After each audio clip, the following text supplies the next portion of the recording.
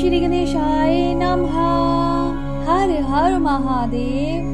ब्रह्मा जी की आज्ञा से दक्ष द्वारा मैथुनी सृष्टि का आरंभ अपने पुत्र हयर्षवों और शबलाशवों को निवृत्त मार्ग में भेजने के कारण दक्ष का नारद को शाप देना। ब्रह्मा जी कहते हैं, नारद प्रजापति दक्ष अपने आश्रम पर जाकर मेरी आज्ञा पा हर्ष भरे मन से नाना प्रकार की मानसिक सृष्टि करने लगे। उस प्रजा सृष्टि को बढ़ती हुई ना देख प्रजापति दक्ष ने अपने पिता मुझ ब्रह्मा से कहा। दक्ष बोले, ब्राह्मण तात प्रजा बढ़ नहीं रही है प्रभु। मैंने जितने जीवों की सृष्टि की थी वे सब उतने ही रह गए हैं। प्रजानाथ मैं क्या करूं? जिस उपाय से ये जीव अपने आप बढ़ने लगे वह मुझे बताइए, तदनुसार मैं प्रजा की सृष्टि करूंगा, इसमें संशय नहीं है। ब्रह्मा जी, मैंने कहा, तात प्रजापति दक्ष मेरी उत्तम बात सुनो और उसके अनुसार कार्य करो। श्रेष्ठ भगवान शिव तुम्हारा कल्याण करेंगे। ब्रजेश प्रजापति पंचजन वीरन की जो परम सुंदरी पुत्री असकिनी है उसे तुम पत्नी रूप से ग्रहण करो। स्त्री के साथ मैथुन धर्म का आश्रय तुम पुनः इस प्रजा सर्ग को बढ़ाओ। असकिनी जैसी कामिनी के गर्भ से तुम बहुत सी संतानें उत्पन्न कर सकोगे। तदनंतर मैथुन धर्म से प्रजा की उत्पत्ति करने के उद्देश्य से प्रजापति दक्ष ने मेरी आज्ञा के अनुसार वीरन प्रजापति की पुत्री के साथ विवाह किया। अपनी पति वीरनी के गर्भ से प्रजापति दक्ष ने 10,000 पुत्र उत्पन्न किए जो हर्षव कहलाए। मुने वे सब के सब पुत्र समान धर्म का आचरण करने वाले हुए। पिता की भक्ति से तत्पर रहकर वे सदा वैदिक मार्ग पर ही चलते थे। एक समय पिता ने उन्हें प्रजा की सृष्टि करने का आदेश दिया। तात तब वे सभी दक्षान नामधारी पुत्र सृष्टि के उद्देश्य से तपस्या करने के लिए पश्चिम दिशा की ओर गए। वह नारायण सर नामक परम पावन तीर्थ है जहाँ दिव्य सिंधु नद और समुद्र का संगम हुआ है। उस तीर्थ जल का ही निकट से स्पर्श करते उनका अंतकरण शुद्ध एवं ज्ञान से संपन्न हो गया। उनकी आंतरिक मल राशि धुल गई और वे परमहंस धर्म में स्थित हो गए। दक्ष के वे सभी पुत्र पिता के आदेश में बंधे हुए थे, अतः मन को स्थिर करके प्रजा की वृद्धि के लिए वहां तप करने लगे। वे सभी सप्त पुरुषों में श्रेष्ठ थे। नारद जब उन्हें पता लगा कि हर्षव गण सृष्टि के लिए तपस्या कर रहे हैं, तब भगवान लक्ष्मीपति के हार्दिक अभिप्राय को जानकर तुम स्वयं उनके पास गए और आदर पूर्वक यूं बोले, दक्ष पुत्र हर्षव गण, तुम लोग पृथ्वी का अंत देखे बिना सृष्टि रचना करने के लिए कैसे उद्यत हो गए? ब्रह्मा जी कहते हैं, नारद हर्षव आलस्य से दूर रहने वाले थे और जन्म काल से ही बड़े बुद्धिमान थे। वे सब के सब तुम्हारा उपयुक्त कथन सुनकर स्वयं उस पर विचार करने लगे। उन्होंने यह विचार किया कि जो उत्तम शास्त्र रूपी पिता के निवृत्ति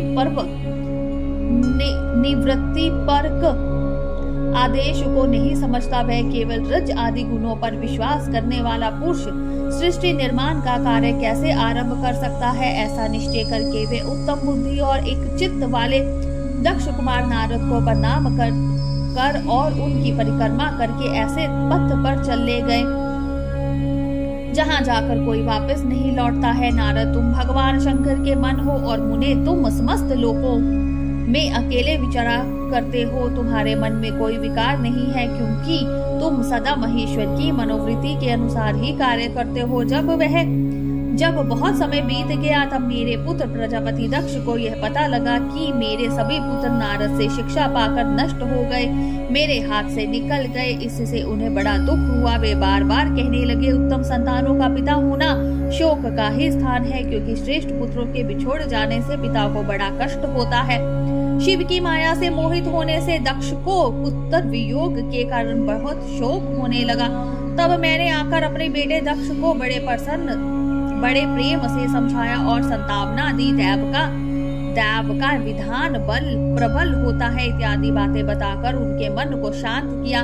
मेरे संतावना देने पर दक्ष पुनः पंचजन कन्या सकनी के गर्भ से शबलाशव नाम के एक सहस्त्र पुत्र उत्पन्न किए। पिता का आदेश पाकर वे पुत्र भी प्रजा सृष्टि के लिए दृढ़ता पूर्वक प्रतिज्ञान पालन का नियम ले उस स्थान पर गए जहां उनके सिद्धों को प्राप्त हुए बड़े भाई गए थे।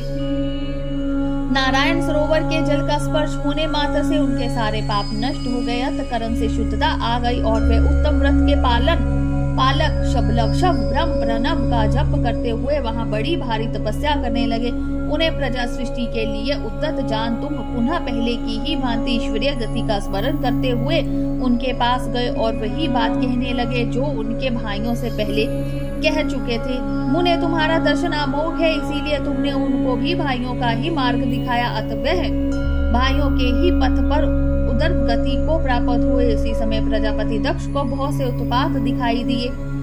इससे मेरे पुत्र दक्ष को बड़ा विस्मय हुआ और वे मन ही मन दुखी हुए। फिर उन्होंने पूर्ववत तुम्हारी ही करतूत से अपने पुत्रों का नाश हुआ सुना, इससे उन्हें बड़ा आश्चर्य हुआ। वे पुत्र शोक से मूर्छित हो अत्यंत कष्ट का अनुभव करने लगे। फिर दक्ष ने तुम पर बड़ा क्रोध किया और कहा, यह नारद बड़ा दुष्ट है, दैववश्य। उसी समय तुम दक्ष पर अनुग्रह करने के लिए वहां आ पहुंचे। तुम्हें देखते ही शोक वेश से युक्त हुए दक्ष के ओठ रोष से फड़कने लगे। तुम्हें सामने पाकर वे धिक्कारने और निंदा करने लगे। दक्ष ने कहा, ओ नीच, तुमने यह क्या किया? तुमने झूठ मूठ साधुओं का बाना पहन रखा है, इसी के द्वारा ठग कर हमारे भोले भाले बालकों को जो तुमने भिक्षाओं का मार्ग दिखाया है, यह अच्छा नहीं किया। तुम निर्दयी और शठ हो, इसीलिए तुमने हमारे इन बालकों के जो अभी ऋषि श्रण देव श्रण और पितर ऋण से देव ऋण और पितर ऋण से मुक्त नहीं हो पाए थे, लोक और परलोक दोनों के शेय का नाश कर डाला। जो पुरुष इन तीनों ऋणों का उतारे बिना ही मोक्ष की इच्छा मन में लिए माता पिता को त्याग कर घर से निकल जाता है, सन्यासी हो जाता है, वे अबोध गति को प्राप्त होता है। तुम निर्दयी और बड़े निर्लज्ज हो, बच्चों की बुद्धि में भेदभाव पैदा करने वाले हो और अपने सुयश को स्वयं ही नष्ट कर रहे हो। मूढ़ मते, तुम भगवान विष्णु के प्रासादों में व्यर्थ ही घूमते रहते हो।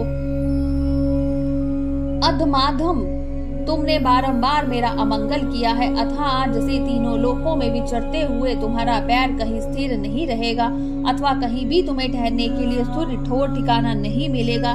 नारद, यद्यपि तुम साधु पुरुषों द्वारा सम्मानित हो, तथापि उस समय दक्ष ने शोकवश तुम्हें ऐसा शाप दे दिया, वे ईश्वर की इच्छा को नहीं समझ सके। शिव की माया ने उन्हें अत्यंत मोहित कर दिया था। तुमने उस शाप को चुपचाप ग्रहण कर लिया और अपने चित्त में विकार नहीं आने दिया। यही ब्राह्मण भाव है।